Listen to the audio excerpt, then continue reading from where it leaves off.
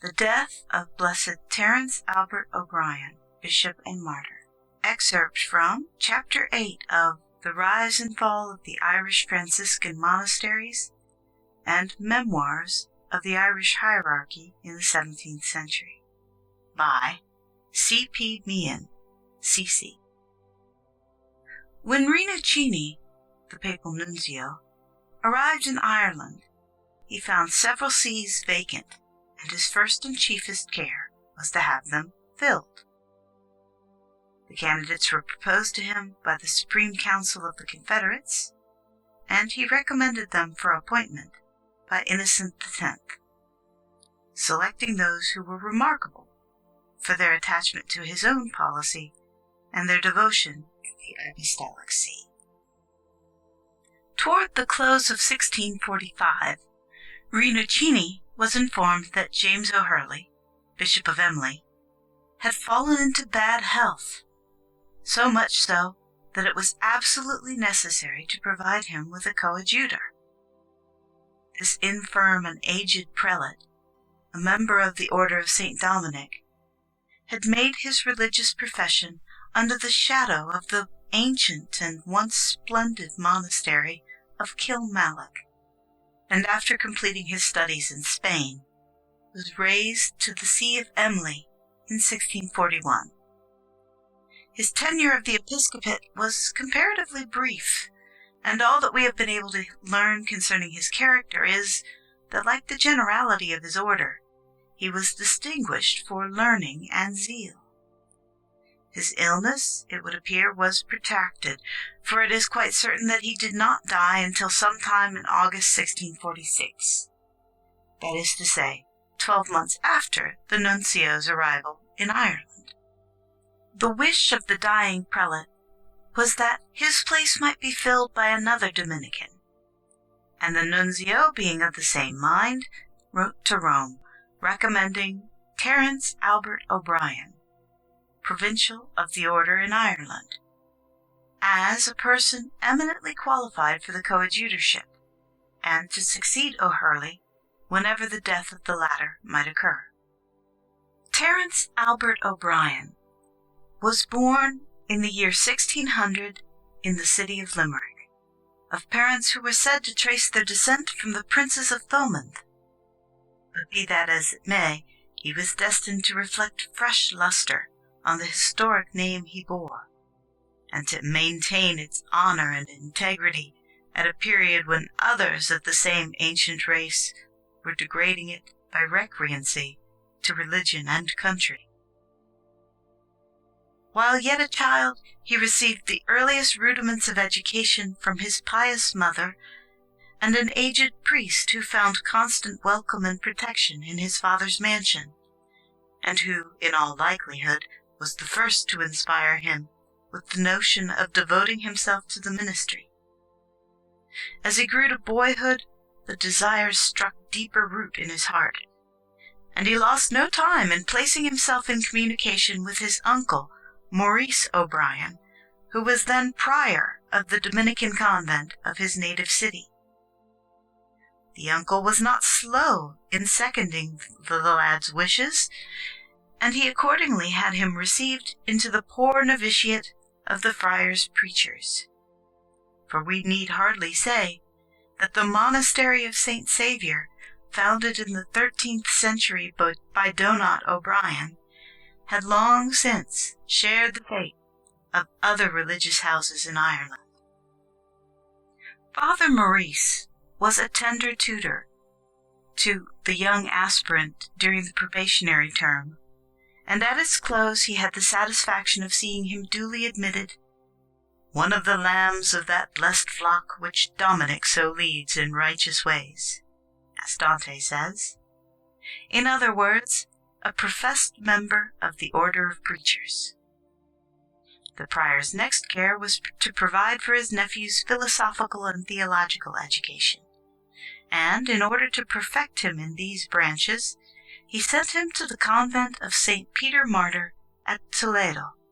where there was then a vacancy for an Irish student. Young O'Brien accordingly set out for the far-famed city of unrivaled swords, the seat of the Spanish metropolitan, and arrived just he had entered his 20th year. The Dominican school of Toledo was then one of the most renowned in Spain,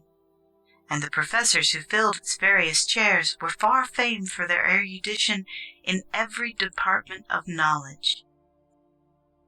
Under such able masters, it was only natural to expect that one gifted with the genius and earnestness of purpose which had fallen to young O'Brien's lot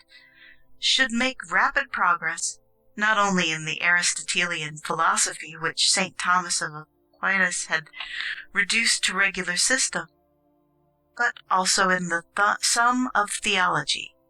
which for many centuries had been recognized as the grand code of Latin Christianity, embodying all the moral and dogmatic doctrines of the Church. It is to be regretted that we have only few and spare allusions to O'Brien's collegiate career, but such as have come under our notice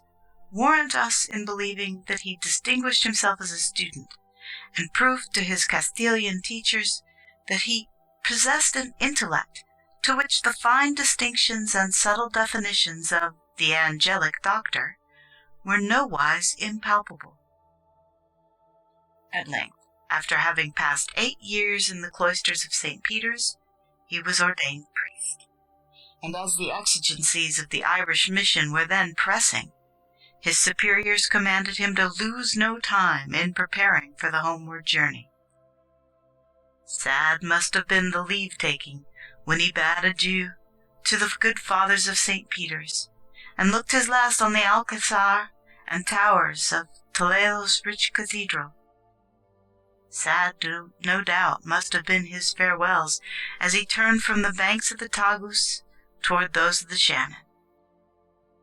But what would they have been had some angel's hand lifted the veil that mercifully hid the future from his eyes? On arriving in Ireland, the scene of his first mission was Limerick,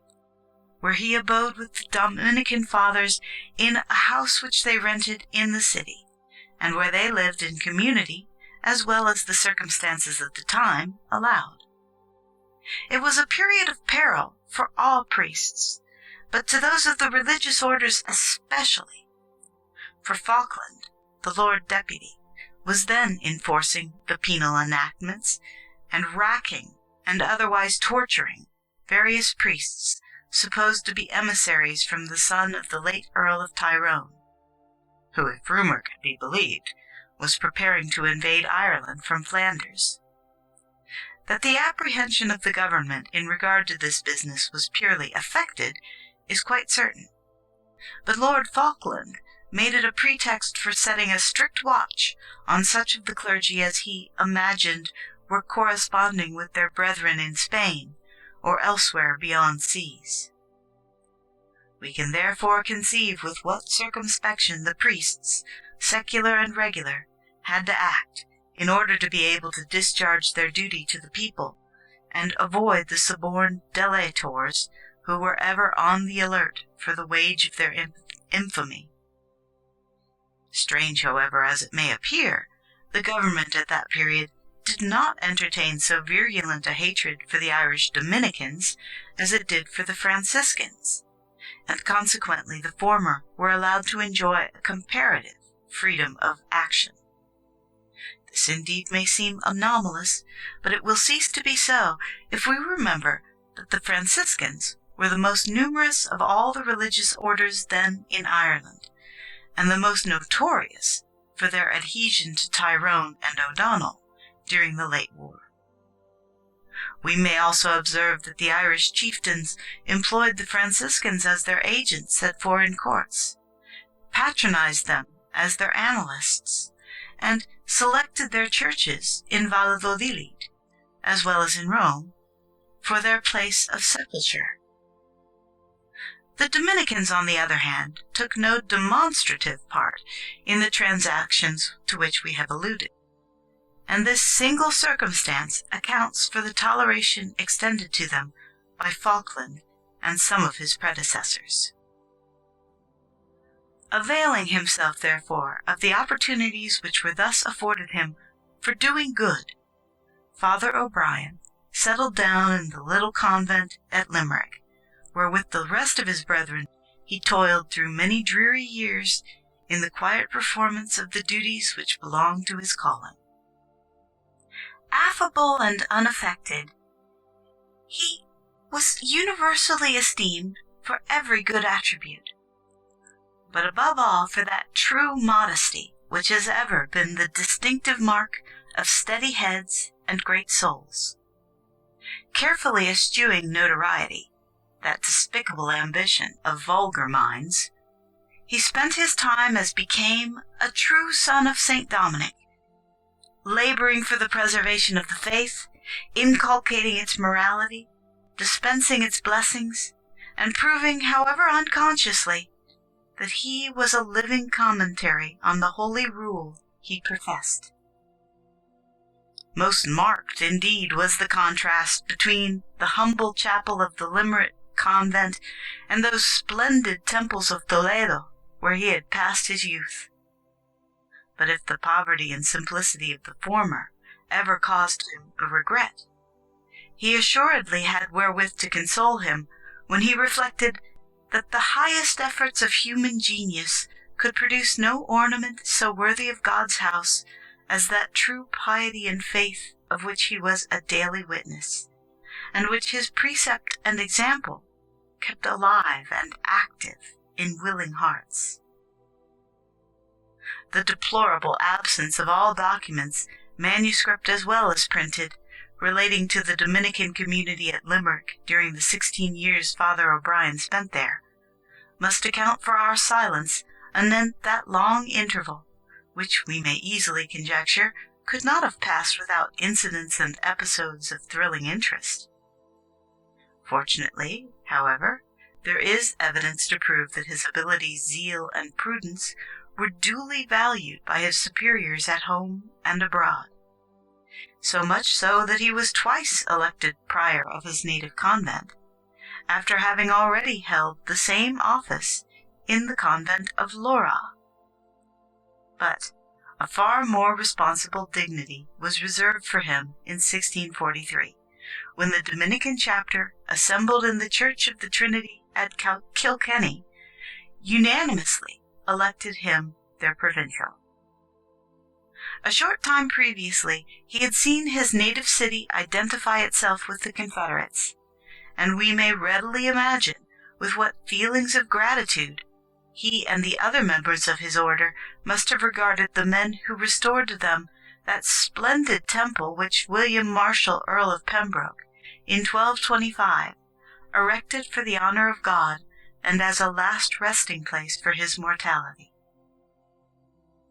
Toward the close of 1643, Father O'Brien was called to Rome to assist at a general chapter of the Dominicans, which was held in the following year, when many ordinances were decreed for the better government of the Irish province, and the revival of the order in Ireland, where it had suffered so terribly during the persecutions of Elizabeth and James I. The acts of this chapter indeed throw some light on the state of the Irish Church at this period, and it is only reasonable to suppose that we are indebted to O'Brien for the valuable information they contain. As provincial, he must have been consulted by the general on all matters affecting the order in Ireland, and doubtless it was he who, when a question was raised about precedency between the Irish priors, decided the point by a quotation from an ancient manuscript preserved in the works of Sir James Ware. In fact, there can be little doubt that the council was mainly guided by Father O'Brien's judgment in all its decisions regarding Dominican Ireland, for assuredly there was no Irishman then present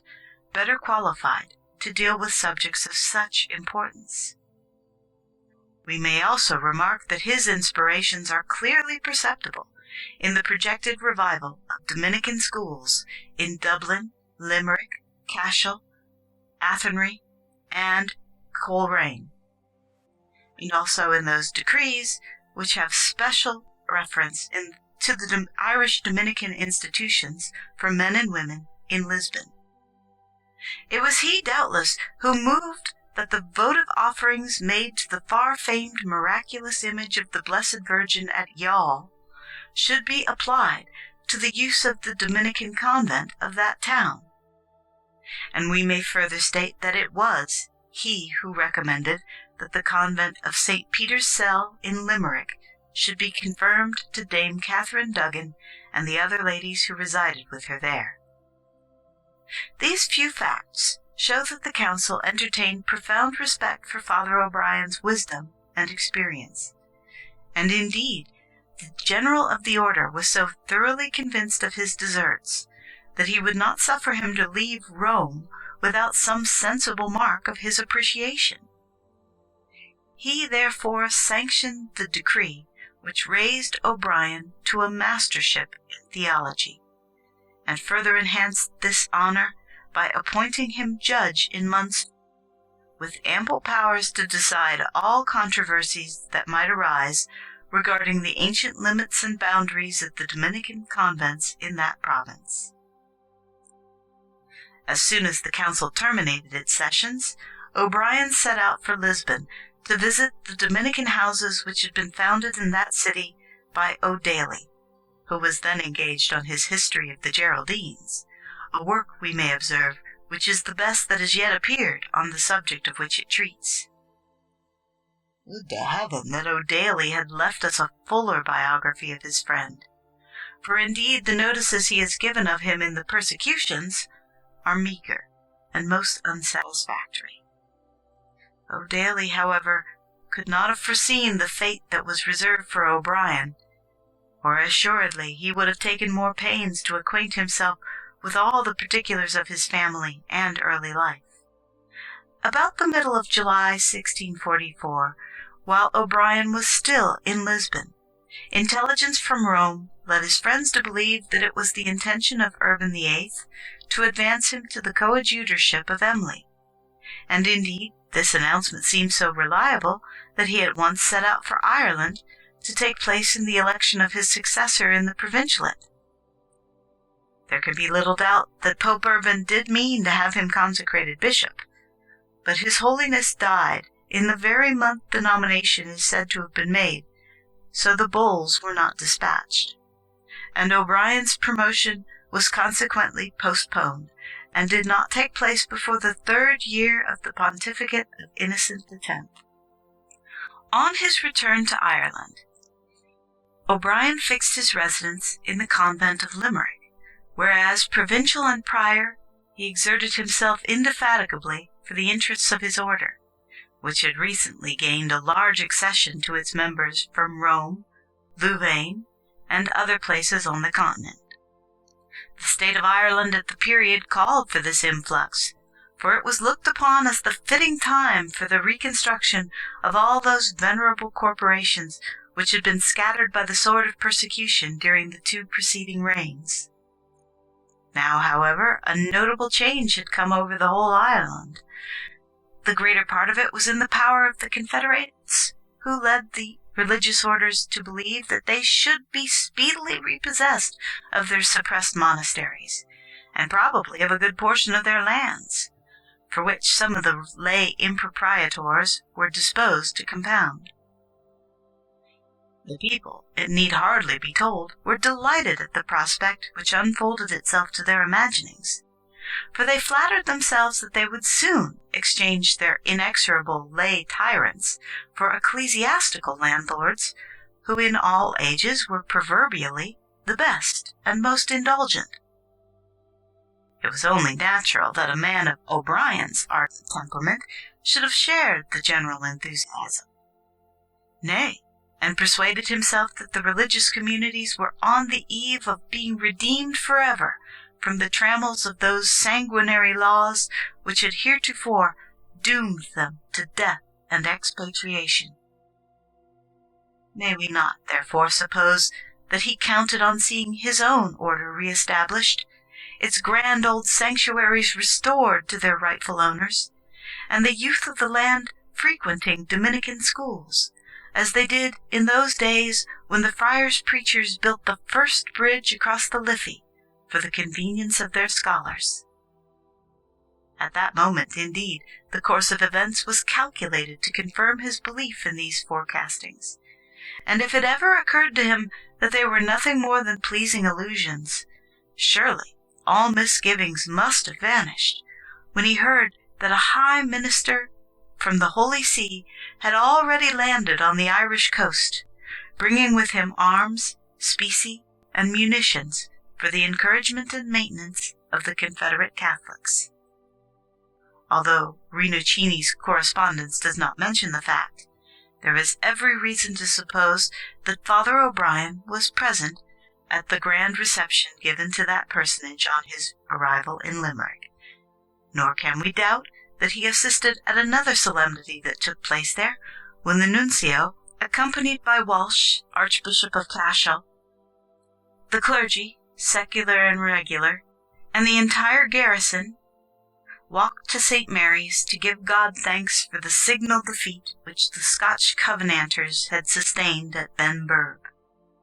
All Limerick was astir on this occasion, and the nuncio himself tells us that even the windows were filled with groups anxious to get a sight of the tattered banners that were wrested from the Covenanters on the victorious field. How could the provincial of the Dominicans and prior of Limerick be absent at a moment of such thrilling solemnity? A few days afterward, there was a display of a similar character in the streets of the ancient city, when the nuncio again went to St. Mary's to chant Te Deum for the fall of Bunratty, where he himself directed the siege operations,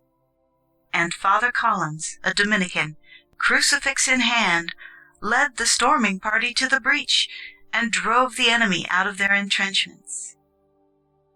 The acquisition of this place was a matter of great moment to the Confederates, and as its capture was in some measure due to a simple Dominican priest, it is more than likely that his provincial did not absent himself from the solemnity which Rinuccini caused to be observed in honor of such an important event. As the foregoing notices of Father O'Brien are at best only conjectural, we now turn to others that are beyond the reach of all doubt and cavil. We have already said that he was not consecrated in 1644, as de Burgo and O'Daly would have had us believe, and this assertion is fully borne out by the nuncio, who in a letter dated Kilkenny, January 1st, 1646, writes thus: "The Terence, provincial of the Dominicans, is a man of prudence and sagacity. He has been in Italy, has had considerable experience, and the bishop who wishes to have him for his coadjutor is, I am told, in very feeble health." 8 months after the date of that letter, that is to say, in August 1646, when the Bishop of Emly was on the point of death, the nuncio again wrote to Rome recommending various candidates for dioceses that were then either vacant or about to be so, and, among others, he distinctly names O'Brien as one who deserved the highest advancement Rome could bestow, and whose claims and qualifications were duly set forth in a memorial which the clergy had forwarded in his favor. The answer, however, did not reach Ireland till October 1647, when Rinuccini had the satisfaction of learning that the Holy See sanctioned O'Brien's promotion, and that of the other candidates for whom he was interested. O'Brien's consecration was solemnized in the following November. We confess our inability to name the church where the ceremony was performed. It is certain, however, that the nuncio acted as consecrating prelate on the occasion, and there is some reason to believe that the function took place in Kilkenny, either in the grand old Dominican church or in the cathedral of St. Canice. Having now attained the dignity to which he was well entitled, O'Brien lost no time in taking possession of his see and making provision for the flock committed to his charge. The condition of his people at that period was truly deplorable, and the wild raids of the renegade Inchiquin afforded him little opportunity for tending his diocese as he would fain have done. The victory of Knocknanos, fought 13th November 1647, made Inchiquin absolute master of nearly all Munster for a while, and no part of it suffered so fearfully as the district lying west of Cashel. Brief space, therefore, had the bishop for repairing and reconciling the dismantled and desecrated churches. And as Inchiquin hated the nuncio, we may readily conceive with what feelings he must have regarded a prelate who, though of his own name and race, was devotedly and zealously attached to the policy of the Italian. Nevertheless, O'Brien did all he could for his poor flock, exhorting them to patience and endurance under their hard trials, and laboring as well as the circumstances of the times allowed to keep the faith alive and active in their hearts. It is needless to observe that in performing these duties he exposed himself to great risk, and had to be constantly on his guard against Inchiquin's followers, many of whom, like their chief, were traitors to creed and country. Withal, he did his work earnestly and efficiently, breaking the bread of life to the young and old on the hillsides and in the glens, till the Ulster Irish under Owen O'Neill came down on the plains of Munster, drove Inchiquin before him, and placed the Catholics once more in possession of their churches. Triumphs such as these, however, were short-lived, and the reverses that followed in quick succession compelled the pastor to leave his flock in charge of a vicar, while he himself was absent at Kilkenny, advocating the nuncio's policy, condemning the truce with Inchiquin, and approving that fatal recourse to excommunication and interdict against all abettors of that unsatisfactory measure. Anticipating the consequences of this proceeding, the nuncio fled to Galway to watch the course of events and make preparations for his departure from the scene of his ill-starred mission. Meanwhile, Lord Ormond returned to Ireland, resumed the government, and intimated that the nuncio must leave the kingdom with all possible speed. As for Ormond, some of the bishops, French of Ferns, O'Dwyer of Limerick, and John, Archbishop of Tuam, hailed his arrival as the harbinger of a new era, and employed all their logic to convince their colleagues that the salvation of Ireland could not be effected till it accepted Ormond's dictatorship, or, in other words, submitted itself to his guidance. It was deemed expedient, therefore, to get up a congratulatory address embodying this sentiment, and the prelates we have named wrote to Walsh, Archbishop of Cashel, Comerford of Waterford, and O'Brien of Emly, inviting them to Kilkenny to take part in the proceedings, which, as was alleged, had already been approved at Rome. O'Brien obeyed the summons, but on finding that the projected address was not authorized by the Holy See, he made his escape from Kilkenny and set out for Galway, to give the unfortunate nuncio the last proof of his unaltered allegiance. He was not destined, however, to have that melancholy satisfaction, for on arriving at a village within 3 miles of Galway, word was brought him that the San Pietro had come round from Waterford and sailed with the nuncio and his suite for the coast of France. What could O'Brien do but wish his friend and patron a fair wind to waft him on his way, and keep him clear of the parliamentary ships that were then cruising in the Irish waters under the command of the notorious Plunkett? Notwithstanding all the difficulties that beset him for his devotedness to Rinuccini's policy, O'Brien returned to his diocese soon after the former had taken his departure, and remained there toiling for his flock till May 1650, when the progress of the Cromwellians compelled him to return to Galway. At that period, Munster was a scene of desolation and carnage, and among those who sealed their loyalty with their blood was Boetius Egan, Bishop of Ross, heretofore Definitor General of the Franciscans, His tenure in the episcopate was brief indeed, for when the Cromwellians had overrun Carbery, he was obliged to take himself to the fastnesses of Kerry, where David Roche had cantoned some 600 or 700 Confederate soldiers. Along with this force the bishop marched into the county Cork, and on the 1st of May 1650, just as the vanguard had reached Macroom, Lord Broghill attacked and routed it, and made the bishop prisoner. Broghill, we need hardly say, was a merciless scoundrel, for although he had pledged his word that no harm should be done the captive prelate, he nevertheless caused him to be hanged with the reins of his horse on a hill overlooking Carrigadroid, and there left his remains till they were removed at dead of night by some commiserating peasants, who buried them in the ancient cemetery of Agina. In August of the same year, 1650, O'Brien acted with those prelates who, after repudiating Lord Ormond and insisting on the appointment of Clanricarde as viceroy, sent a deputation to the Duke of Lorraine offering him the protectorate of Ireland, on certain conditions, which, as we have seen in a former paper, were never realized. O'Brien then returned to his diocese, and after a brief sojourn there, made his way to Limerick just as Ireton was marching on that doomed city.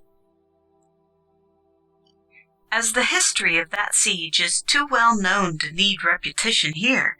our notices must be limited to such passages as have special reference to the Bishop of Emly, whose conduct during that 6 months' memorable struggle was honorable and heroic to the last. In the midst of the pestilence which carried off 5,000 citizens, he proved himself a man of zeal and charity, and in the council chamber, where a clique of traitors from time to time insisted on the necessity of capitulating, he protested energetically against all accommodation with Ireton. It has been said that Ireton offered him a large sum of money with freedom to go where he liked, provided he induced the garrison to lay down their arms and surrender. But although such assertion may be gratuitous, there are instances enough to show that O'Brien was as true as he was uncompromising. O'Dwyer, Bishop of Limerick, and Walsh, Archbishop of Cashel, were within the walls during the siege, but neither of them acted the brave and manly part which earned for O'Brien the inexorable hostility of Ireton. The two former dignitaries, indeed, labored unsparingly in the pest house for the spiritual comfort of the plague-stricken, and in the hospitals which were crowded by soldiers mortally wounded. But O'Brien, instead of confining himself to hospital or pest house, made the ramparts the scene of his charity, and there, like Cardinal Ximenes and other warrior prelates, with whose history his Spanish studies made him acquainted,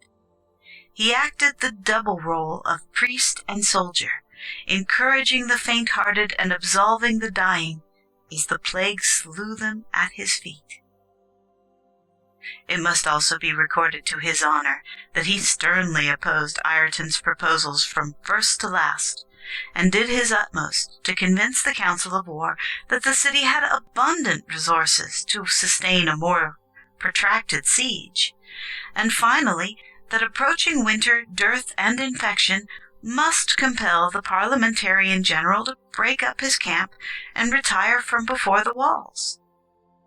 The divisions, however, that grew rife in the town, and above all the treason of Fennel, whose life Major General O'Neill so unwisely spared at Clonmel, marred all his patriotic efforts and gave Limerick to Ireton. The latter, as might be expected, could not but regard O'Brien as his mortal and persistent enemy, and notwithstanding all negotiations which were attempted in his behalf, nothing could induce the Parliamentarian General to include him in the list of those who were received to pardon, knowing the fate that was reserved to him when the city surrendered. O'Brien retired to the pest house, not indeed for the purpose of secreting himself, as has been commonly thought, but rather that he might devote the last moments of his life to the benefit of his suffering fellow citizens and prepare himself for death. The officers who were charged with his arrest found him thus employed, and they instantly conducted him to the headquarters of Ireton, who told him that he was to be tried by a court-martial and imprisoned till sentence was found. O'Brien heard this without moving a muscle, and when Ireton demanded, "Did he want counsel?" he calmly replied that all he required was his confessor. This boon was granted, and Father Hanrahan, a member of his own order, was suffered to pass the whole day and night of the 30th October with him in his prison cell. On the following evening, the finding of the court was announced, as he lay stripped on a pallet, and the officer charged with this lugubrious duty gave him to understand that the sentence was to be carried out on the instant. On hearing this, he got up to dress himself, but before he had time to do so, the provost marshal's guard pinioned his arms and thrust him out of the cell, almost in a state of nudity. It was only natural that his fine sense of delicacy should resent this cruel insult, but finding that all remonstrances were lost on the ruffians who surrounded him, he paused an instant as if to collect himself, and said in a solemn tone that the time was not distant when Ireton should stand before God's tribunal to account for his bloody deeds. Surely they must have jeered him as a prophet of evil. It was a long way from the prison to the place of execution, and as the escort proceeded, it was encountered at every step by sights more appalling than that of a man going to the gallows. For 2 days previously, Ireton's troops had been allowed to pillage and slay as they chose, and there was hardly a house that did not bear witness to their fierce licentiousness.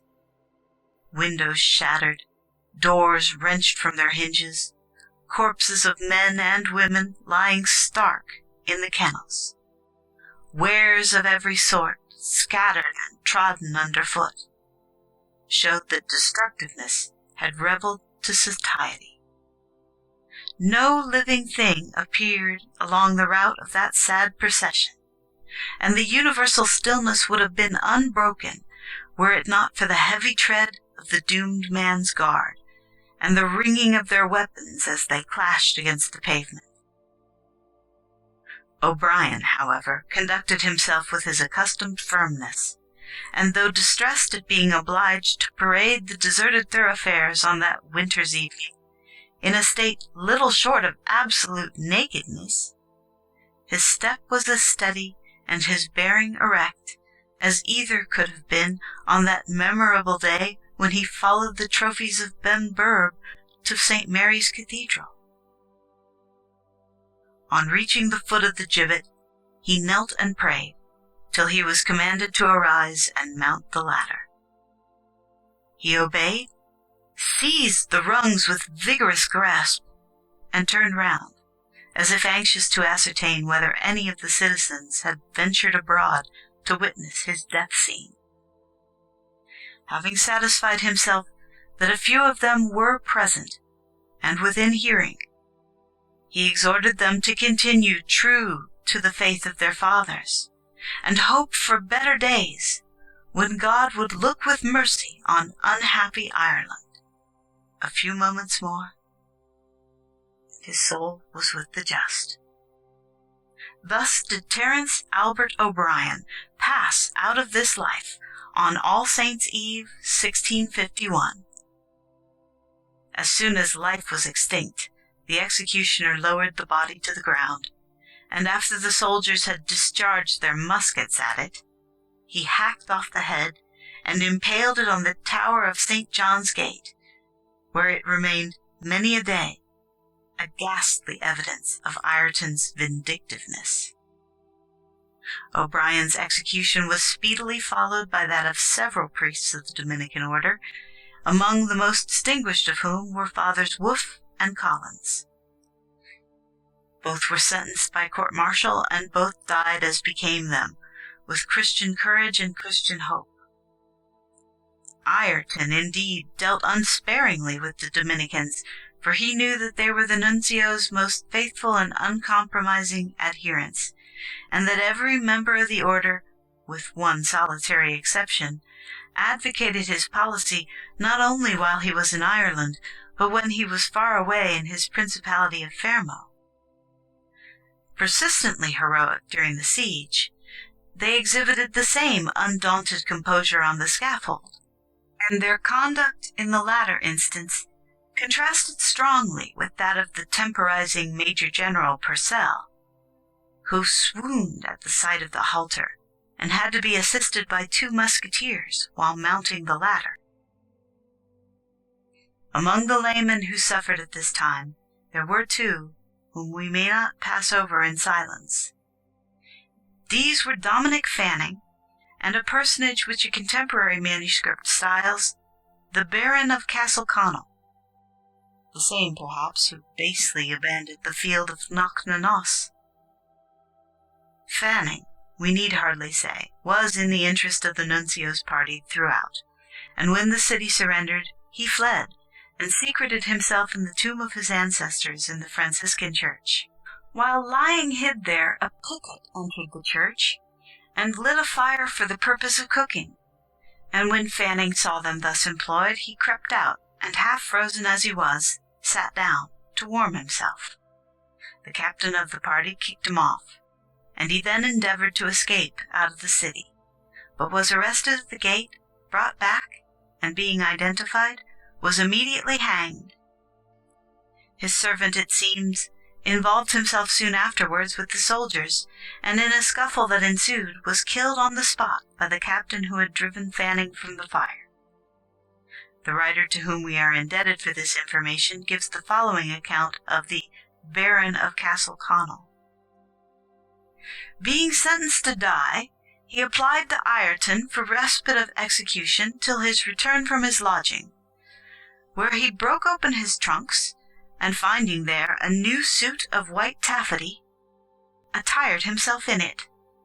He then rode gallantly to the place of execution, and behaved so jocosely that he caused wonder. Being asked about the change of clothes, he replied that if to marry a creature he would have done no less, why should I not do so now,